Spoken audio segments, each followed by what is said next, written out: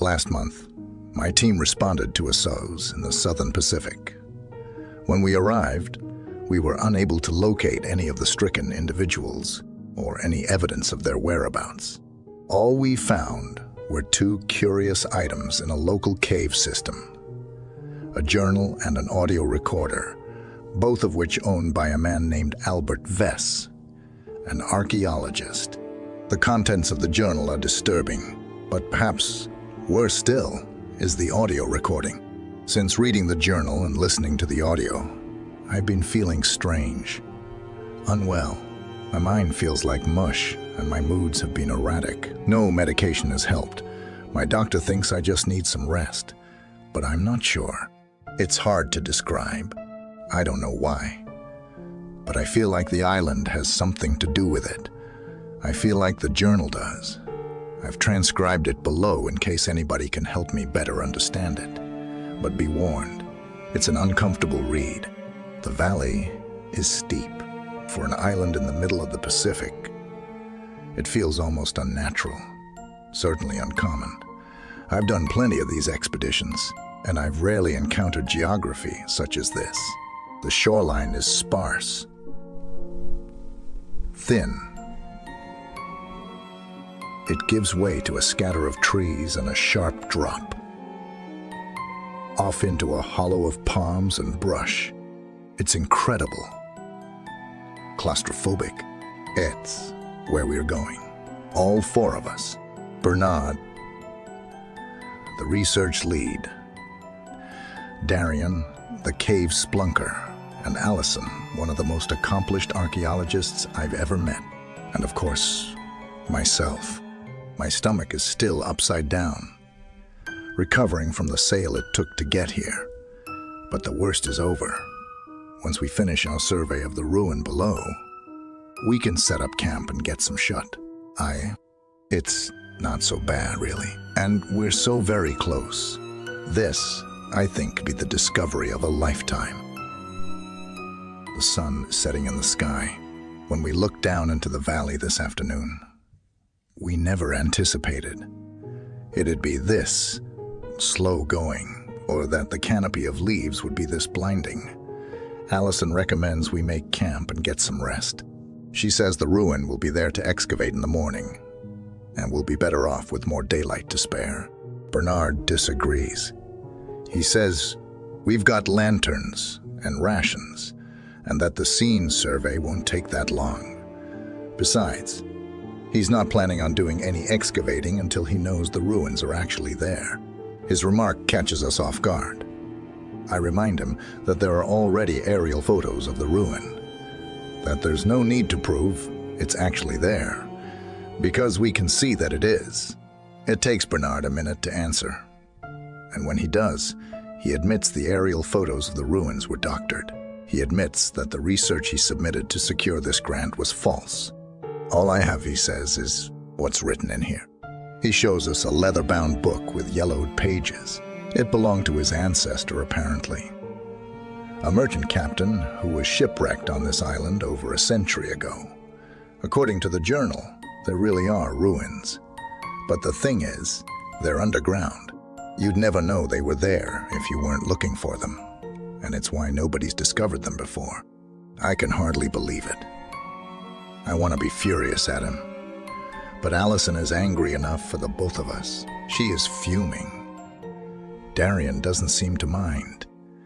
Darian doesn't seem to mind terribly. Maybe because it's her first expedition and she still has stars in her eyes. Trust me. Bernard says this will be the discovery of our lives. I suppose we don't really have a choice. The boat that dropped us off won't be returning for another week. For better or worse, I and everybody else are stuck on this little spit of land. Allison heads into the trees to pee, and when she comes back, she's a nervous wreck. Her shoulders are quaking, her voice is uneven.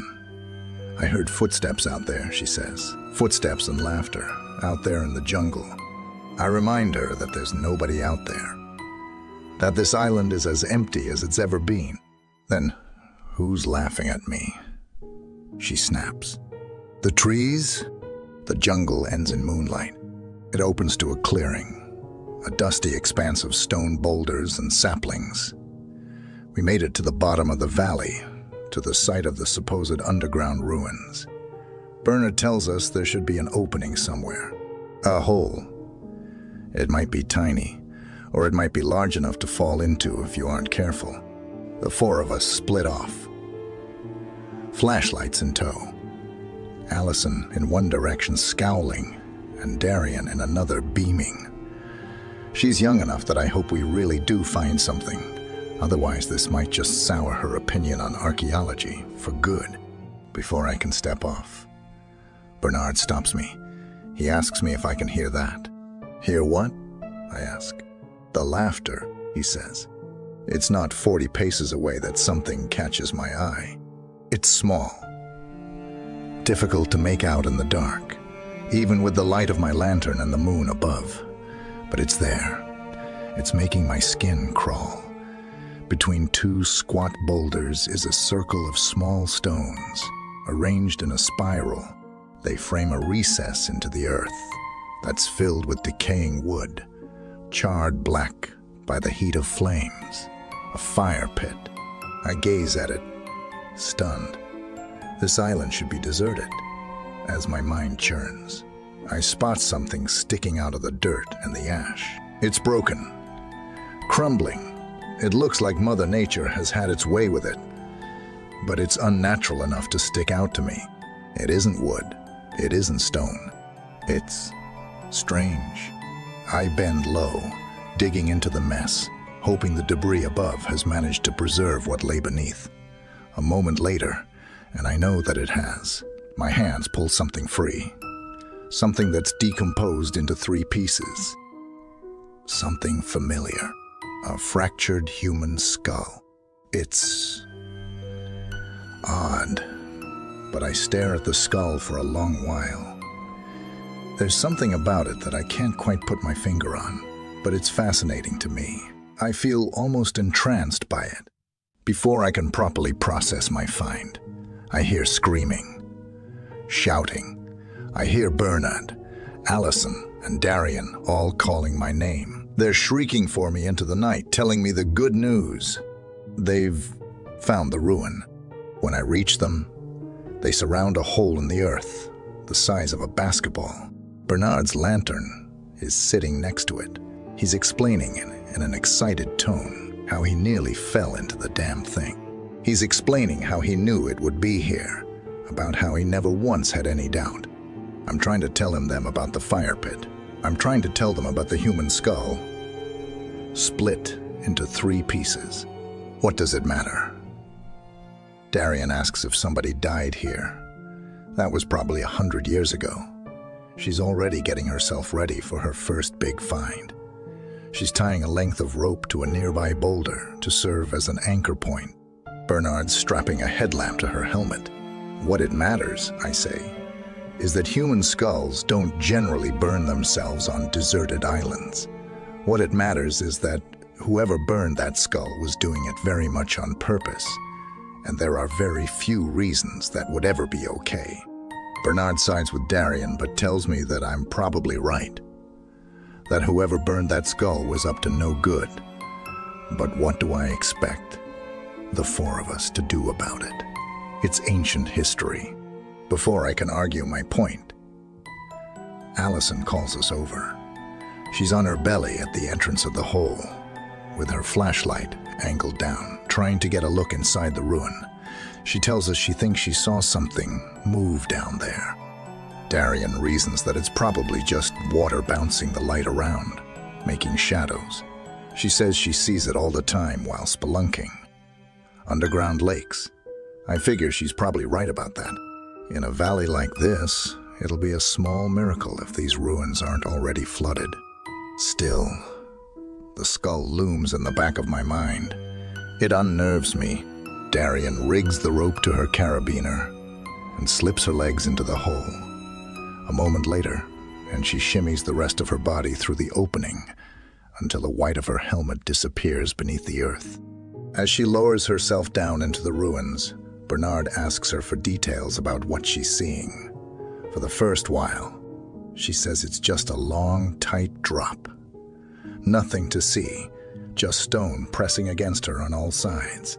Then she says it's opening up into a cavern. She says she's inside of them, now the ruins, or rather, a cave system. I don't see any ruins, she tells us. All I see are... Her voice trails off. It sounds concerned. There's writing down here, she says. Lots of writing, all over the cave walls. It looks like it was scratched into the stone. Bernard looks ecstatic. He asks her what language it's in and whether or not she can read it. She responds by saying that yes, she can read it. It's English numerals, she says. There are numbers all over the cave. A pause. 2 breaths. Her voice echoes out of the dark hole. Are these dates? Nobody gets a chance to ask her about the dates, or exactly how many there are, because our attention is stolen. In the distance, from deep within the jungle, we hear the low sound of footsteps. Heavy, desperate footsteps. Footsteps that are coming our way. I call into the hole, ordering Darian to get out. I tell her something. Somebody is coming. My heart is beating through my chest, my mind replaying images of the scorched skull. It feels insane, absurd. There's nobody on this island. We know that. We have the records. And yet, I feel that something is very wrong. Allison holds our only weapon, a brush, whacking Machete, and she's shrieking at Bernard, demanding whether he forgot to mention the existence of cannibal tribes on the island. Bernard's too, shell, shocked to speak. I holler at him to help me heave on the rope, to bring Darian up faster. Thankfully, he does. It's exhausting, but we manage to pull her up to the top of the hole, just far enough to see the white of her helmet and her terrified features. She tells us that she's stuck, that she can't move any further. I hear the footfalls nearing. So close. Whatever's coming is running now, and the sound is like thunder in my ears. I watch as Bernard works at freeing Darian from the opening, and I realize it's taking too long, much too long. I drop the line and rush over to help, pressing my hands against Darian's shoulders. Then all at once, the footfalls stop. They stop just outside the perimeter of the clearing. For a moment, the night is silent. None of us so much as steal a breath as we listen for whatever is out there, whatever is coming for us. Allison suggests that our shouting may have scared it off. It's a comforting thought, that it might have been a large species of boar charging through the jungle, or perhaps an earthquake. Bernard agrees. He adds that we're all running low on sleep and very on edge. And that Allison was right. We should have just made camp and gotten some rest. Then Darian screams, and her body slips. Ribs snapping as she disappears back into the darkness of the ruin. A split second later, there's a grotesque cracking sound, and the screaming stops. It's the sound of Darian's body striking the cavern floor. It is, I think, the sound of Darian dying. Something goes through us then. Allison, Bernard, myself. Something goes through us like a bullet, shutting us up as we wait, desperate to hear Darian call out and say she's okay, that she's just a little bruised up. I call out to her, desperate, horrified. Allison appears at my side and hushes me with a finger. She glares at me, narrowing her eyes at me like all of this entire disaster is somehow my fault. Then she lowers herself onto her hands and knees, Machete by her side, ear toward the hole. She asks us if we can hear that. She tells us to listen. Bernard and I press ourselves closer to the opening. We strain our ears. There's a scraping sound coming from inside, a low, sustained sound, like something being slid across stone. There's something down there, Allison says. I knew there was something down there and I told you. "Bernard, I warned you," she erupts, lunging at Bernard like a maelstrom, scratching, punching, hurting him as much as she can. He curls up, but he doesn't try to fight back. He doesn't try to flee. He sits there, trembling. He sits there, trembling, I think, because he hears the same thing that Allison and I do, down there in the cavern. He hears the sound of Darian's body being dragged away. We put it to a vote. Out of the three of us, only Bernard wants to go back down into the hole looking for Darian. Only Bernard wants to face the nightmare he dragged us into. Allison and I, we have no idea what we're dealing with. Bernard's convinced that it's an animal. A family of bears, perhaps, that are using the cavern as a sort of den. There's no other alternative, he says. What I don't say is that there's always an alternative. In this case, the alternative is we're not alone on this island. In this case, the alternative is that whatever's out there doesn't want to be found. The hike back up to our base camp is long, and by the time we arrive, it's raining and noon. A wall of dark gray descends toward us from across the ocean. Storm clouds. Lightning flashes on the horizon, followed by rolling cracks of thunder. The sea laps and churns. All any of us want to do is go to sleep, to rest and process our grief over losing Darian. But we have work to do. Bernard fires up the half amplifier and attempts to contact rescue services. Static greets him over the receiver. He tells us he doesn't think it's working. He tells us the radio is fucked. Allison tries her hand at it, and thank God she does, because she gets the thing running again. Over the other end. Over the other end, like the voice of an angel, we hear the operator crackle out of the speaker. "Everything all right out there, folks?" "No," we say in near-perfect unison. "God, no." The conversation doesn't go as planned. According to the operator, it could be hours or even days before we're picked up. The storm front in our area is a bad one, they explain, and it's likely to impede any rescue efforts.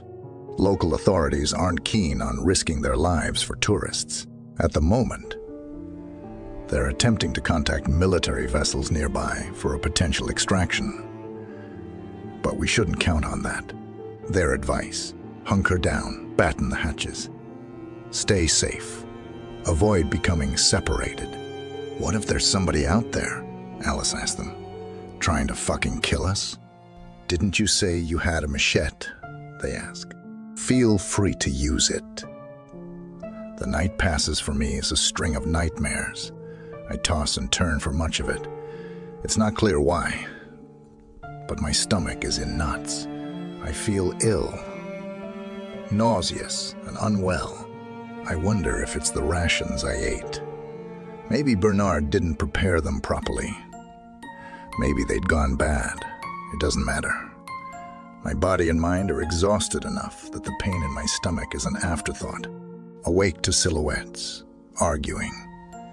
Allison and Bernard. My head feels like I just drank a bottle of whiskey and hit it with a hammer. My mouth is dry. I'm sweating and shivering at the same time. Do I have a fever? Pieces of their argument reach my ears. They're not far from me, but they sound so distant, so faint. "Give me a break, Allison. Darian's a grown woman who made her own choices. You think we knew she'd slip? She didn't slip. You know damn well. I stumble from the tent, and warm. Tropical rain is pouring overhead. Wind whistles painfully in my ears. Allison and Bernard are standing beneath the awning nearby, looking at me, but their faces are a blur. I can't make out their expressions. "What are you doing up?" Allison asks. "Eavesdropping." She's holding the machete, pointing it at me. Hands grab me by my arm, roughly. "Go to sleep," Bernard orders. He guides me back into the tent, back into my sleeping bag. "You're not well. Tomorrow the storm breaks and the rescue team should arrive. I mumble a response, but my words are slurred, barely there. "It's okay," he says. "Nothing about this is okay." I spend the night in and out of sleep. My mind swimming. My body feels feverish, alternating between flashes of panting heat and frigid chills. My dreams are of Allison. In them, she's calling out to me, begging me for help. She's trapped inside a pit filled with snakes, covered head to toe in red and blue serpents. They're slithering about her, and I'm holding her machete and chopping at them, trying to save her. "Please," she says, "please." The next morning, my head is pounding. There's an awful pressure near my temples, like my brain is expanding outward and trying to split my skull in three. I need water. I need aspirin. Why is it so quiet? I open my eyes to an empty tent. Strangely, there's no sign of Allison or Bernard. It's just me and the remains of our HEF radio. Red and blue wires lay strewn about the floor like electrical snakes. Its faceplate is split in two, the circuit board with it. What happened? Wandering outside, I find the storm has cleared. A sprinkle of rain is all that's left. Did the rescue team already arrive? Perhaps Allison and Bernard have taken them down to the ruins to search for Darian. I abandon the tent and take to the shoreline, calling out their names. It's a short while later that Bernard finds me, emerging from the jungle looking disheveled, manic. His eyes are wild, framed with heavy bags, and in his hand is Allison's machete. It's flecked in crimson. Can't find Allison. His voice is stuttering, moving too fast for his lips. She's gone. I tell him to slow down. My head is in rough shape and it's difficult to follow what he's saying. "Bernard," I ask, "is there blood on that machete?" He shakes his head. He tells me to go back to the tent to lie down. He says he'll keep looking for her. He says she has to be around here somewhere. She has to. As he stalks off, I think I hear him mumble a prayer, but I'm so very tired. My dreams are once more of Allison, of Darian. This time they're beckoning me to return to the ruin.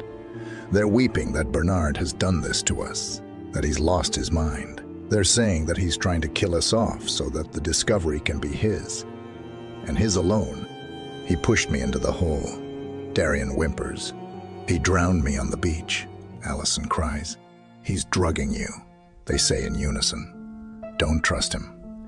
Don't follow him. Go back to the ruins and you'll see the truth. Do it before he cuts you into little pieces and eats you, burns your skull, and splits it in three." I open my eyes, and Bernard is fast asleep. The machete is tucked securely in his arms. As quietly as I can, I leave the tent and make for the ruins.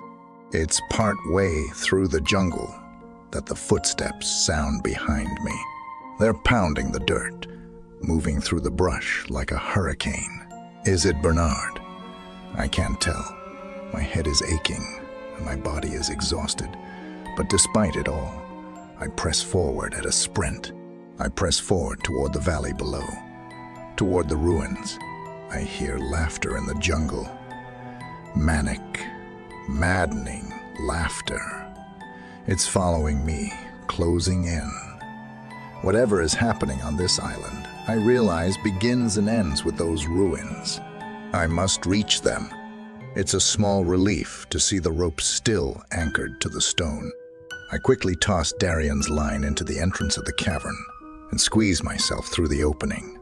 My palms burn, splitting open in warm blood as they halt my descent. Before I can make it to the bottom, something snaps from above and my rope gives way. I fall a short and painful distance, with the rest of my rope tumbling down around me. Looking up, I expect to see Bernard standing at the small moonlit entrance. Instead, it's just empty sky. "Bernard?" I shout. There's no response. Flicking on my headlamp, I take a look around the cavern. The light reveals a tight cave structure, one splitting off into 3 separate tunnels. carved into the walls, just like Darian said, are numerals. Dates. Dates. What's odd, though, what's borderline impossible, is the date the numerals list. It's my birthday. It's everywhere. I'm alone down here. There's no sign of Darian. There's no sign of Bernard. The cavern is empty, echoing, and feels endless. I've made small attempts to scout the 3 tunnels, but each presents its own share of impassable obstacles, whether growing too tight to traverse, dropping off into abyssal black water, or twisting steeply upward. I've chosen instead to remain beneath the entrance to the ruins. It is my hope I can shout and gain the attention of the rescue team when they arrive. Until then, I take this time to update my journal. I've filled in the entries of my flight from the tent, of my return to the ruins. I've filled in other details as best I can while their memory is still fresh in my mind, because even now, I feel my stomach roll with hunger and my mouth thirsty for water. I feel myself slipping. These details may prove important to me. At a later date, I just need to hang on and hope that somebody will come. But I'm so thirsty. Perhaps just a sip from the lake, only a taste, just to wet my lips. I am unwell. I feel broken, aching all over. I'm aching in my mind, and it hurts so much. It hurts. There are sounds around me, sounds in the cave. I've recorded them to study later, but it is so difficult to think, so difficult to write. Are they talking to me? The sounds are so close, close. They're surrounding me from every corner of the cavern now, and Marin memories are playing in my head like videos, or movies. Now, I don't feel good. I feel really bad. I see my hands pushing Darian into the hole, down into the ruins. Oh God, I see her eyes as she falls, looking at me. I'm sorry. I had to. The radio, it was just so loud, and the rescue team would come so fast that I had to call it off. I had to tell them we were just peachy and that there was no need to rush because Darian showed up right as rain. Of course, I needed to destroy the radio. Snap the faceplate on my knee. I had to. What if Allison called them back and told them I was fibbing? Allison. Always with her machete, she never let the damn thing go. What the fuck was it? Her child? I needed to wait forever for her to step off into the jungle for a potty break, but once she did, I gutted her, 'cause she was gonna ruin it. I swear, scouts. Honor, she knew something was up with me. Bernard. Oh, Bernie. Bernie, you knew the journal was trouble. Yeah, I knew it was no good, and you brought us anyway, because you wanted answers for the dreams you were having, since you read the thing, but don't worry. People are so easy to strangle when they're sleeping. Oh, Lord. The voices. The skull. It told me it needed them. It needed us all down here. And we're so close to being part of this beautiful place.